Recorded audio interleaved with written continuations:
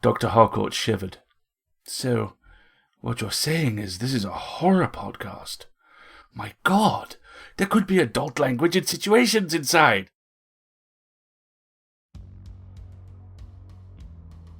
PseudoPod, episode 969 for March 31st, 2025. Spunk by Zora Neale Hurston. Narrated by Dominic Rayburn. Hosted by Jamie Grimes. Audio by Chelsea Davis. Hello everyone, I'm Jamie, Associate Editor at PseudoPod, freshly dug out of Montresor's walls in one of the many sub-basements of PseudoPod Towers to host this week's episode, Spunk by Zora Neale Hurston. Zora Neale Hurston was born in Notasulga, Alabama in 1891. She's probably best known for her novel Their Eyes Were Watching God, published in 1937, but she was also an anthropologist and folklorist. She co-founded Howard University's newspaper, The Hilltop, and, while attending Columbia University, she founded the literary magazine Fire with her friends Langston Hughes and Richard Bruce Nugent. For her essay Sweat, which was included in that publication's only issue in November 1926, Hurston received attention as a potential literary force. Fun fact, this literary magazine was the inspiration for the name of current literary speculative fiction juggernaut Faya. Check them out at fayalitmag.com. Hurston spent much of her life exploring the plurality of the Black American experience. Though widely read today, Hurston fought throughout her life to maintain an audience. She struggled personally and professionally, and after suffering a series of strokes, she moved to a welfare home in St. Lucie County, Florida, where she died in poverty in 1960. Her work was almost forgotten until Alice Walker, of The Color Purple fame, rediscovered her and brought her out of obscurity in 1975 with the essay In Search of Zora Neale Hurston. Today, Hurston is one of the most widely published authors of the Harlem Renaissance. Nightlight, the black horror fiction podcast, has returned from hiatus, and they are also running a couple of Hurston stories. Double check to make sure they're in your podcatcher, and check out some more excellent tales while you're over there. Our story this week, Spunk, was first published in Opportunity in 1925 and later selected for reprint in The New Negro, a landmark anthology of fiction, poetry, and essays focusing on African and African American art and literature. Our narrator this week is Dominic Rayburn. Dominic Rayburn is an award-winning Haitian American multimedia artist and voice actor specializing in short fiction. He's also directing a computer game set during the Haitian Revolution, featuring telepaths. Discover more at domrayburn.com. Now, we have a story for you, and we promise you, it's true.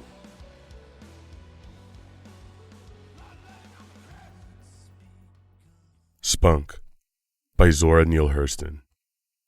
Read by Dominic Rayburn. 1.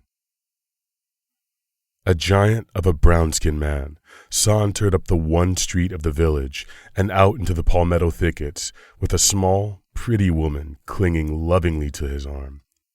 "Look a there, folkses," cried Elijah Mosley, slapping his leg gleefully. "There they go, big as life and brassy as tacks." All the loungers in the store tried to walk to the door with an air of nonchalance, but with small success. "Now, people," Walter Thomas gasped. "Will you look at 'em?" "But that's one thing I likes about Spunk Banks. He ain't scared of nothing on God's green footstool. Nothing. He rides that log down that sawmill just like he struts round with another man's wife. Just don't give a kitty. When Tess Miller got cut to giblets on that circle saw, Spunk steps right up and starts riding. The rest of us was scared to go near it." A round-shouldered figure in overalls much too large came nervously in the door, and the talking ceased. The men looked at each other and winked. "Gimme some soda water. Sarsaparilla, I reckon," the newcomer ordered, and stood far down the counter near the open pickled pig feet tub to drink it. Elijah nudged Walter and turned with mock gravity to the newcomer. "Say, Joe, how's everything up your way? How's your wife?" Joe started and all but dropped the bottle he held in his hands. He swallowed several times painfully and his lips trembled.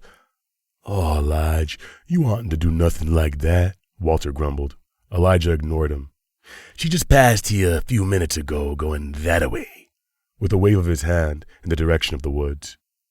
Now Joe knew his wife had passed that way. He knew that the men lounging in the general store had seen her. Moreover, he knew that the men knew he knew. He stood there silent for a long moment, staring blankly, with his Adam's apple twitching nervously up and down his throat. One could actually see the pain he was suffering. His eyes, his face, his hands, and even the dejected slump of his shoulders. He set the bottle down upon the counter. He didn't bang it, just eased it out of his hand, silently, and fiddled with his suspender buckle. "Well, I'm going after her today. I'm going and fetch her back. Spunk's done gone too fur." He reached deep down into his trouser pocket and drew out a hollow ground razor, large and shiny, and passed his moistened thumb back and forth over the edge. "Talking like a man, Joe. Course that's your family affairs, but I like to see grit in anybody." Joe Canty laid down a nickel and stumbled out into the street. Dusk crept in from the woods. Ike Clark lit the swinging oil lamp that was almost immediately surrounded by candle flies. The men laughed boisterously behind Joe's back as they watched him shamble woodward. "You oughtn't to said what you did to him, Lige. Look how it worked him up," Walter chided. "And I hope it did work him up. 'Tain't even decent for a man to take and take like he do." "Spunk will show kill him." "I don't know. You never can tell. He might turn up and spank him for getting in the way, but Spunk wouldn't shoot no unarmed man. That razor he carried out of here ain't gonna run Spunk down and cut him. And Joe ain't got the nerve to go up to Spunk with it, knowing he totes that Army 45. He makes that break out of here to bluff us. He's gonna hide that razor behind the first likely palmetto root and sneak back home to bed. Don't tell me nothing about that rabbit-foot-colored man. Didn't he meet Spunk and Lena face-to-face one day last week and mumble something to Spunk about letting his wife alone?" "What did Spunk say?" Walter broke in. "I like him fine, but 'tain't right the way he carries on with Lena Canty just 'cause Joe's timid about fighting." "You wrong there, Walter. 'Tain't 'cause Joe's timid at all. It's 'cause Spunk wants Lena. If Joe was a passel of wildcats, Spunk would tackle the job just the same. He'd go after anything he wanted the same way. As I was saying a minute ago, he told Joe right to his face that Lena was his. 'Call her,' he says to Joe. 'Call her and see if she'll come. A woman knows her boss, and she answers when he calls. Lena, ain't I your husband?' Joe sort of whines out. Lena looked at him real disgusted, but she don't answer, and she don't move out of her tracks. Then Spunk reaches out and takes hold of her arm and says, 'Lena, you's mine. From now on, I works for you and fights for you, and I never wants you to look to nobody for a crumb of bread, a stitch of clothes, or a shingle to go over your head, but me long as I live. I'll get the lumber for our house tomorrow. Go home and get your things together.' 'That's my house,' Lena speaks up. 'Papa, give me that.' 'Well,' Spunk says, 'don't give up what's yours, but when you's inside, don't forget you's mine, and let no other man get out of his place with you.' Lena looked up at him with her eyes so full of love that they was running over, and Spunk seen it, and Joe seen it too, and his lips started to trembling, and his Adam's apple was galloping up and down his neck like a racehorse. I bet he's wore out half a dozen Adam's apples since Spunk's been on the job with Lena. That's all he'll do. He'll be back here after a while, swallowing and working his lips like he wants to say something and can't." "But didn't he do nothing to stop him?" "Nope, not a frazzling thing. Just stood there. Spunk took Lena's arm and walked off just like nothing ain't happened, and he just stood there gazing after him till they was out of sight. Now you know a woman don't want no man like that. I'm just waiting to see what he's gonna say when he gets back." 2. But Joe Canty never came back. Never. The men in the store heard the sharp report of a pistol somewhere distant in the palmetto thicket, and soon Spunk came walking leisurely, with his big black Stetson set at the same rakish angle, and Lena clinging to his arm, came walking right into the general store. Lena wept in a frightened manner. "Well?" Spunk announced calmly. Joe come out there with a meat axe and made me kill him. He sent Lena home and led the men back to Joe. Joe, crumpled and limp, with his right hand still clutching his razor. See my back? My clothes cut clear through. He sneaked up and tried to kill me from the back, but I got him, and got him good, first shot, Spunk said. The men glared at Elijah, accusingly. Take him up and plant him in Stony Lonesome, Spunk said in a careless voice. I didn't want to shoot him, but he made me do it. He's a dirty coward jumping on a man from behind. Spunk turned on his heel and sauntered away to where he knew his love wept in fear for him, and no man stopped him.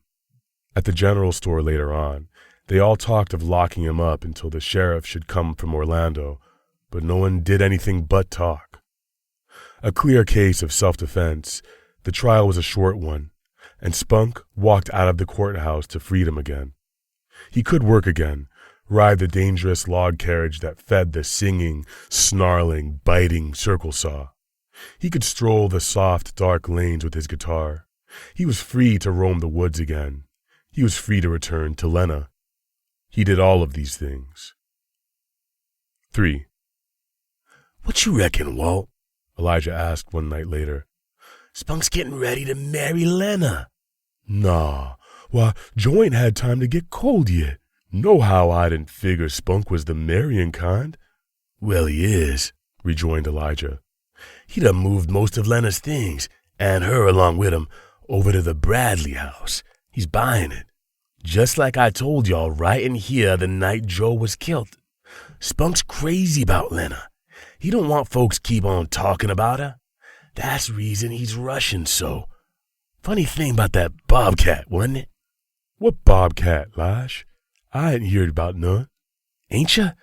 Well, night before last was the first night Spunk and Lena moved together, and just as they was going to bed, a big black bobcat, black all over, you hear me, black, walked round and round that house and howled like 40. And when Spunk got his gun and went to the window to shoot it, he says it stood right still and looked him in the eye and howled right at him. The thing got Spunk so nervoused up he couldn't shoot. But Spunk says 'twasn't no bobcat nohow. He says it was Joe done sneaked back from hell. Huh, sniffed Walter. He oughter be nervous after what he done. I reckon Joe come back to dare him to marry Lena or to come out and fight. I bet he'll be back time and again, too. Know what I think? Joe was a braver man than Spunk. There was a general shout of derision from the group. That's a fact, went on Walter. Look at what he done, took a razor and went out to fight a man he knowed toted a gun and was a crack shot, too. Another thing, Joe was scared of Spunk, scared plumb stiff, but he went just the same. It took him a long time to get his nerve up. 'Tain't nothing for Spunk to fight when he ain't scared of nothing. Now, Joe's done come back to have it out with the man that's got all he ever had. Y'all know Joe ain't never had nothing nor wanted nothing besides Lena. It must have been a haint, 'cause ain't nobody never seen no black bobcat. Another thing, cut in one of the men. Spunk was cussing a blue streak today 'cause he lowed that saw was wobbling, almost got him once. The machinist come, looked it over, and said it was all right. Spunk must have been leaning towards it some. Then he claimed someone pushed him, but 'twa'n't nobody close to him. I was glad when knocking off time come. I'm scared of that man when he gets hot. He beat you full of buttonholes as quick as he look at you. 4. The men gathered the next evening in a different mood. No laughter. No badinage this time. Look, Lige, you going to set up with Spunk? No, I reckon not, Walter. Tell you the truth, I'm a little bit skittish. Spunk died too wicked. Died cussing, he did. You know he thought he was done out of life? Good Lord. Who do you think done it? Joe. Joe Canty? How come? Walter, I believe I will walk up that way and sit. Lena would like it, I reckon. But what did he say, Lige? Elijah did not answer until they had left the lighted store and were strolling down the dark street. I was loading a wagon with Scantlin right near the saw when Spunk fell on the carriage. Before I could get to him, the saw got him in the body. Awful sight. Me and Skint Miller got him off, but it was too late. Anybody could see that. The first thing he said was, "He pushed me, Lodge. The dirty hound pushed me in the back." He was spitting blood at every breath. We laid him on the sawdust pile with his face to the east so he could die easy. He heft my hand till the last, Walter, and said, "It was Joe, Lodge. The dirty sneak shoved me.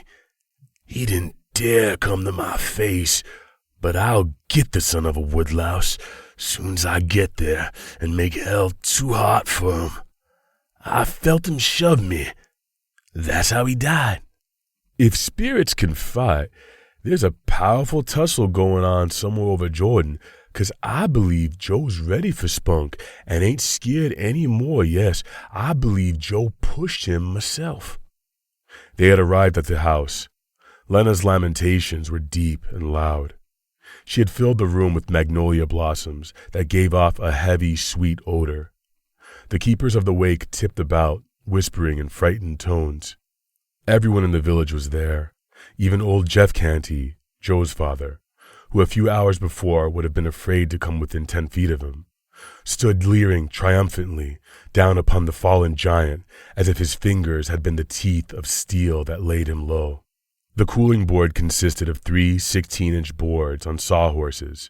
A dingy sheet was his shroud. The women ate heartily of the funeral baked meats and wondered who would be Lena's next. The men whispered coarse conjectures between guzzles of whiskey. What monster is there worse than a man? Just a man. Covetous, brutish, self-serving, thinking himself untouchable, empowered by love or by its baser counterpart, or spurned, reaching from beyond the pale for lasting revenge, or, even then, if that's not enough, as the old gossips of the story say, maybe their bitter souls are bound to fight forever in hell. Here we see where Zora Neale Hurston excels. The characters are plain, sometimes tragic, living as best they can. They aren't used to make a greater political point, something for which Hurston was criticized by black male writers of the day. What I find interesting is that, for as well as she is known for being an early feminist writer, in this story Lena is reduced to little more than an object.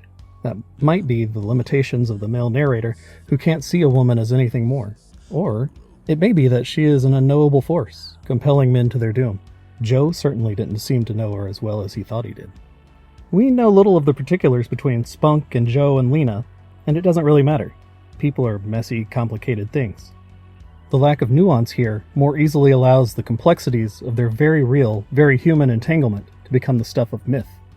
It very much reminds me of the stories I used to overhear from my father, himself a black man and artifact of the 1920s, whenever he got together with his friends to play checkers behind the beat-down gas station in the small Georgia town of my childhood. These stories were always anecdotal, hyperbolic, but there were kernels of truth in there. And yes, often there was a woman, and yes, some poor fella almost always got his comeuppance. As a reminder, Nightlight is back, and they're running 2 other excellent pieces by Zora Neale Hurston, Uncle Monday and Sweat. Check out those and many other excellent stories at nightlightpod.com, or wherever you consume podcastery. PseudoPod is funded by you, our listeners, and we are now a nonprofit. One-time donations are gratefully received and much appreciated, but what really makes a difference is subscribing. A $5 monthly Patreon donation gives us more than just money. It gives us stability, reliability, dependability, and allows us to return week after week. If you can, please go to pseudopod.org and sign up by clicking on Feed the Pod. If you have any questions about how to support EA, or have ways to give that you don't see us doing, please get in contact. We have an email address for this very thing, donations@escapeartists.net. If you can't afford to support us financially, we understand. Times are tough and getting tougher all the time. But if that is the case, please consider leaving reviews of our episodes, or generally talking about them on whatever social media platforms you're doom-scrolling these days. PseudoPod is on Blue Sky and at pseudopod.org. If you like merch, you can also support us by buying hoodies, t-shirts, and other bits and bobs from the Escape Artist Void merch store. The link is in various places, including our pinned tweet over on Blue Sky. PseudoPod is part of the Escape Artist Foundation, a 501c3 nonprofit, and this episode is distributed under a Creative Commons Attribution Non-Commercial No Derivatives 4.0 International License. Theme music is by permission of Anders Manga. Download this episode on any device you have, but don't alter it or sell it. One last thing. One that PseudoPod and Zora Neale Hurston know. Everybody is two beings. One lives and flourishes in the daylight and stands guard. The other being walks and howls at night.